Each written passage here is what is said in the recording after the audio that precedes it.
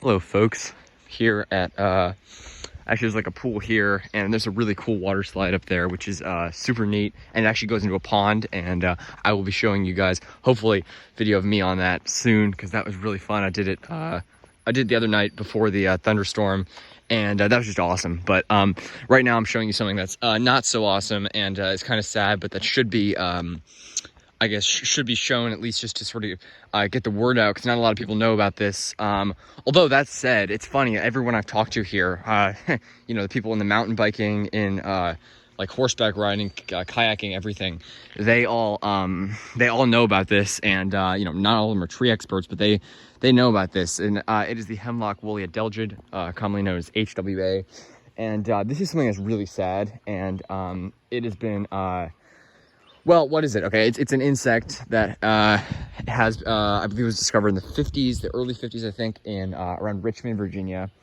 And since then it's spread to almost all of the eastern hemlock and Carolina hemlocks native range. The eastern hemlocks native from eastern Canada, I guess Ontario, and I think maybe into Quebec, all the way down to here. These are eastern hemlocks right here.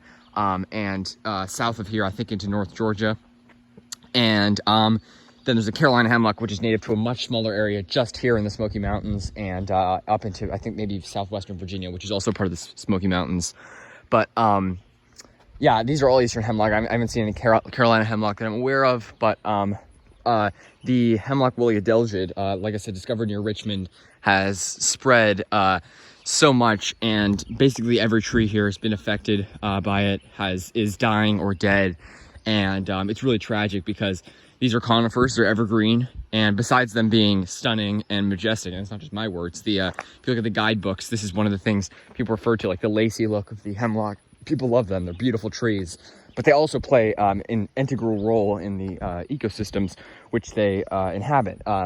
So, you know, you'll see them most densely along a lot of the in a lot of these valleys. So you'll see here, this is a very lush valley. Obviously this entire area is rainforest, but you can really see it here. I mean, you can see you've got these rhododendron here, and some mountain laurel as well, which also look like rhododendron.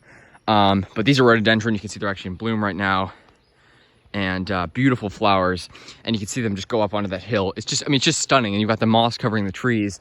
But it's these wet, lush valleys which the hemlocks love, and they provide all the shade. But now the hemlocks are dying. You can see these trees. These ones are not quite dead. They are almost dead. You can see the hemlock, a healthy hemlock should have green leaves down to like there, down to its lowest branches pretty much.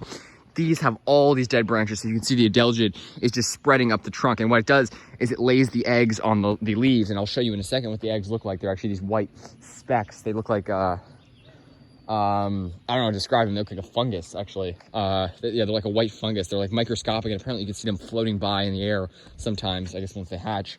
But they're tiny little things, but it's the eggs that, I guess, kill the tree and sort of, you know, take the nutrients from it and end up killing it. And I mean, it's just tragic. You can see these beautiful old hemlocks, probably at least 60, 70 years old. And they're almost dead, and they will be dead soon enough. And I went through some really nice, I don't know if it was old growth or just a very old, maybe second growth forest. I believe it was old growth hemlock forest yesterday. And again, most of them were dead or almost dead. Just tragic. And these are really old trees. You can see one there that's dead. You can see another one there. I mean, you look through and you see a lot of tiny ones. It's amazing how many younger hemlocks there are, which are almost all dead. Another one there, and a bunch more just along that tree line here. And then this valley is just, and again, it's very interesting, because this is where they inhabit dense stands in these valleys, and this is not nearly the densest I've seen hemlocks here. But then you go on the hillside, and you'll just see a hemlock here, a hemlock there, and they're actually like pretty common trees just throughout on every ecosystem here. And then they also grow pretty densely on some of the mountainsides up in the higher elevations of the park, which I have not seen yet, but I'm going to the park tomorrow. So yeah, let's sort of go down here and see what we can find, and let's sort of explore this this beautiful forest and talk about, you know, why the Adelgid is so harmful, and how it has caused so much damage. But yeah, I mean, it's really terrible. You can just see all these hemlocks here that are dying or dead.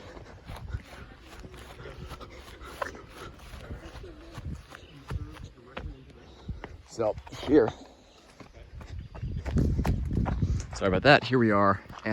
You see, again, this is what I was talking about. These are sort of younger, probably 20 or less year old hemlocks. These ones here, all dead or almost dead. A lot of them will have like a little bit of growth. I don't know if you can quite see that little bit of growth on them, but all these branches should have green on them, and none of them do. So it's terrible. You can just see all these hemlocks. I actually just on the way here saw a couple of healthy hemlocks.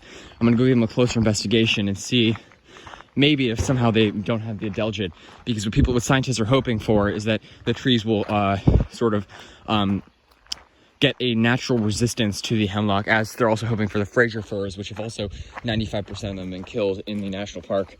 And they don't grow this low in elevation, but they grow in the higher elevations in the spruce fir forests at the higher elevations, where they're like one of just two tree species, the other being the spruce, at those higher elevations. But these hemlocks, I mean, they're really dying here, and it's just tragic what's happening. You can just see the devastation here. All these dead hemlocks. There's a real void in the forest, and apparently these rhododendron, and you can see these beautiful flowers on them. They're evergreen. I love them, and apparently they're sort of taking over the area where the hemlock is dying off, and it is sort of, so you'll start to see less canopy and more just this jungle area fill in here. Obviously they're native here, and they're supposed to look like this, but I guess maybe more and more it'll just start looking like a smaller forest with more rhododendron and less hemlock. And it's really sad when you see some of the older ones just completely dead. Look at that hemlock right there, just completely dead, and you'll see just some rotting trunks and everything. That one just fell over right there. Not pretty recently probably, because it still has some nice green on it, even down at the lower branches, but a lot of them are dead, and I'll show you what the Adelgid looks like so you can identify it. And one of my neighbors actually has these nice big beautiful hemlocks in the back, which were showing signs of the Adelgid, and I looked at it, and sure enough, there's white specks on almost every branch. So this is what it looks like. Don't definitely it's good to be aware of this if hemlocks grow near you, and definitely sorry about that.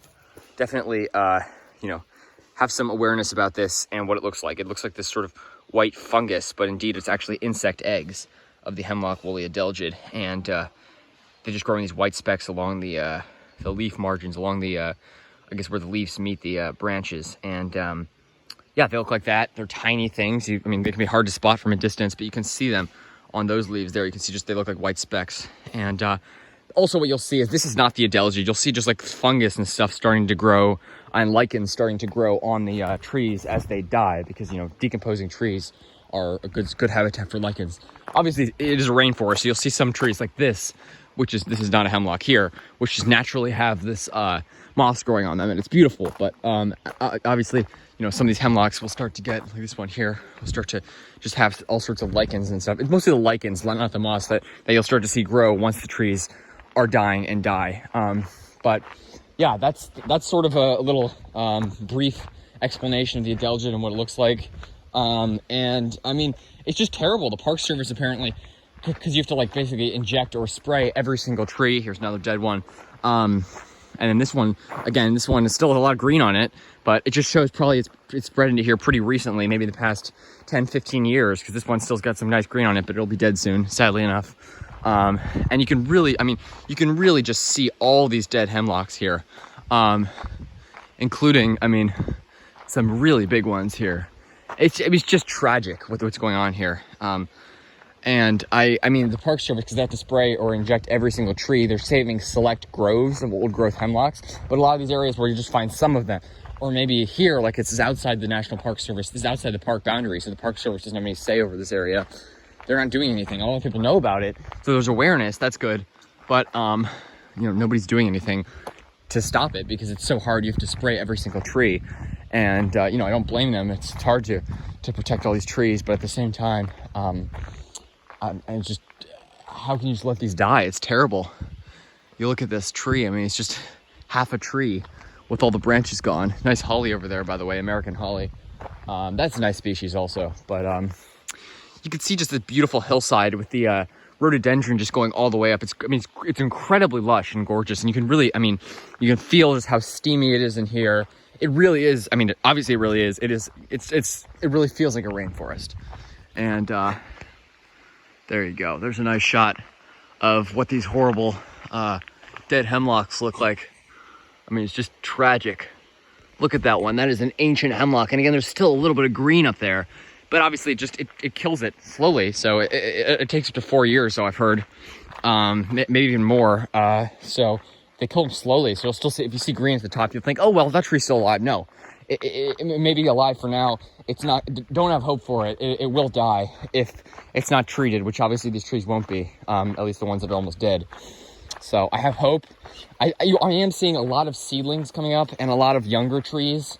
A lot of them obviously have the Adelgid, but hopefully that mutation, with Adelgid resistant mutation, hopefully that'll come around at some point, because trees often, you know, as they naturally need to fight all these, you know, diseases and stuff. Obviously this is non-native, so it's difficult, but they may produce mutations and become resistant to the Adelgid, and that's what I'm hoping for. So thanks for watching, folks. I really appreciate it. And you know, if you have Adelgid in your area, definitely report it to I guess the local park service. If you see it in any state or local or national parks, report it, because it is you know, it's terrible. I mean, it's an awful thing that should not be happening, and it's human caused. And I mean, I just think, you know, it's just horrible to see what's going on with these magnificent trees. So thanks for watching, folks.